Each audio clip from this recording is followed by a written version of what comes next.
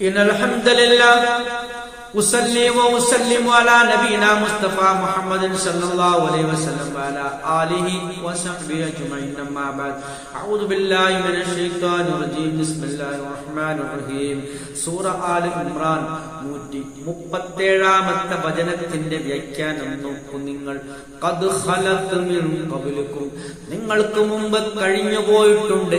സുനനുൻ, പല ചര്യകളും പല നടപടിക്രമങ്ങളും കഴിഞ്ഞു പോയിട്ടുണ്ട് എന്ന് പറഞ്ഞാൽ ഒരുപാട് സമുദായങ്ങൾ പല പല രാഷ്ട്രങ്ങളിലും രാജ്യങ്ങളിലും ഗ്രാമങ്ങളിലും പ്രദേശങ്ങളിലും പല പല സമുദായങ്ങളും സംഘങ്ങളും കഴിഞ്ഞു പോയിട്ടുണ്ട്.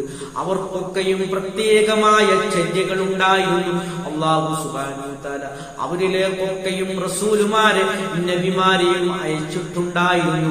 1,24,000-ൽ പരം റിപ്പോർട്ട് ശരിയാണെങ്കിൽ അത്രയും റസൂലുമാരെ ഈ ഭൂമുഖത്തേക്ക് അല്ലാഹു സുബ്ഹാനഹു വ തആല പല പല ജനതയിലേക്കും സമൂഹത്തിലേക്കും അയച്ചിട്ടുണ്ടായിരുന്നു. അതിനെക്കുറിച്ചുള്ള സൂചനയാണ് അല്ലാഹു നൽകുന്നത്. ഖദ് ഖലത് മിൻ ഖബ്ലികും, നിങ്ങൾക്ക് മുമ്പ്, ഹേ മക്കക്കാരെ മദീനക്കാരെ, നിങ്ങൾക്ക് മുമ്പ് സുനനുൻ, പലതരം ചര്യകളും നടപടിക്രമങ്ങളും കഴിഞ്ഞു പോയിട്ടുണ്ട് മുമ്പ്. ഫസീറു, അതിനാൽ നിങ്ങൾ സഞ്ചരിച്ചു കൊള്ളുവീൻ. ഫിൽ അർളി, ഭൂമിയിൽ ഭൂമുഖത്തുകൂടി നിങ്ങൾ സഞ്ചരിച്ചു കൊള്ളുവീൻ. ഫൻദുറു, നിങ്ങൾ നോക്കുവീൻ.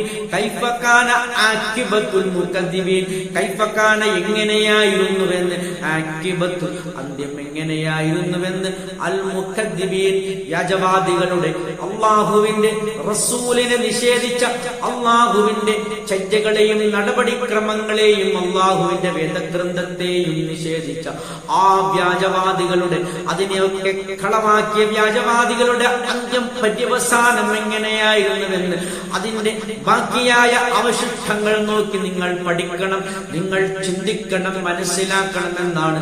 പൂർവ്വ സമുദായങ്ങൾ ബാക്കിയാക്കിപ്പോയ പലതരം അവശിഷ്ടങ്ങളും ഇന്നും ഭൂമിയിൽ അവശേഷിക്കുന്നുണ്ട്. അതൊക്കെയും നോക്കി പഠിച്ചുകൊണ്ട് നിങ്ങൾ അള്ളാഹുവിനെ മനസ്സിലാക്കണം, അള്ളാഹുവിന്റെ നടപടിക്രമങ്ങളെ മനസ്സിലാക്കണം എന്നൊക്കെയാണ് ഈ ആയത്ത് നമുക്ക് പഠിപ്പിച്ചു തരുന്നത്. ഇത്രയുമാണ് ഇതുമായി ബന്ധപ്പെട്ട് വിശദീകരിക്കാനുള്ളത്. ആഖിർ ദഅ്വാനാ അൽഹംദുലില്ലാഹി റബ്ബിൽ ആലമീൻ.